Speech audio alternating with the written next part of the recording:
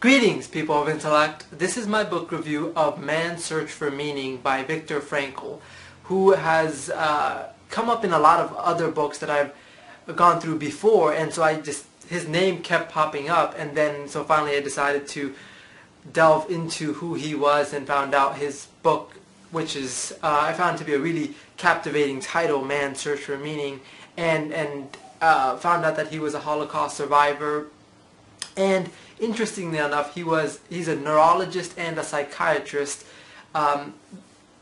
before going into these concentration camps. So he has usually people who come out of these camps could use the aid of a psychiatrist, but yet we have the perspective of a psychiatrist going into or being a victim of these concentration camps, and therefore being able to give us a very detailed psychoanalysis of the breakdown of an individual going into such a camp, as well as the psychology of the guards, and just like the human nature of that has changed or been driven to change in these environments, and the whole process. So it was a really good perspective to understand what people actually went through and how their mentality has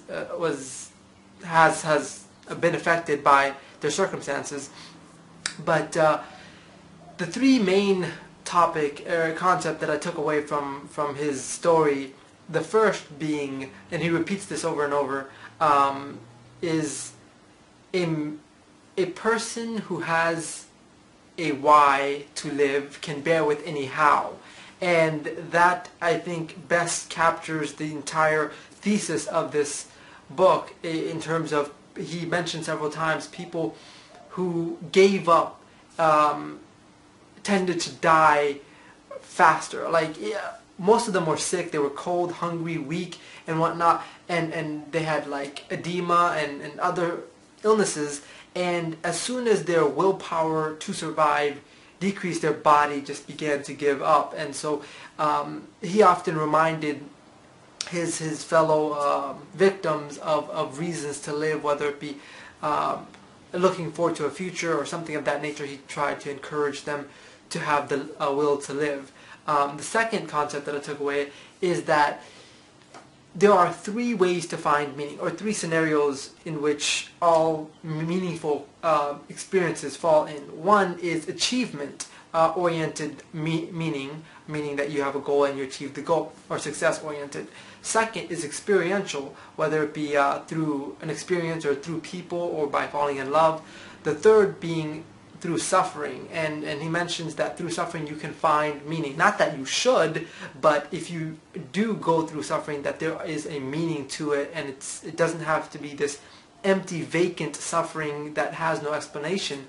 One great example he used that will stick with me is a man after he was released and whatnot, and he saw more patients. One person came to him and he was mourning the death of his wife, and I believe it was in the camps, and he, Dr. Frankl said, now let me ask you, what would happen if your wife had survived you, meaning you had died and your wife had lived? And he was like, well, she would suffer and have to agonize and whatnot. And he said, well, you could look at it this way: you spared her that agony, but by sparing her that agony, you now have to live with the suffering.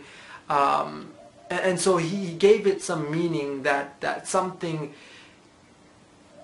you could change the perspective of your suffering, and you could find greater meaning in your suffering. So I found that to be beautiful. The third concept is that he was actually, Dr. Frankl was actually an apprentice of Sigmund Freud, which was like amazing to realize that. And he actually developed his own form of therapeutic analysis called logotherapy, which is trying to give meaning to something, saying that you can change a person's perspective or their psychosis or their suffering by giving them meaning, and everything can be stripped away, but the final dignity or final essence of a person is their ability to choose their attitude in the most sufferable and harsh situations.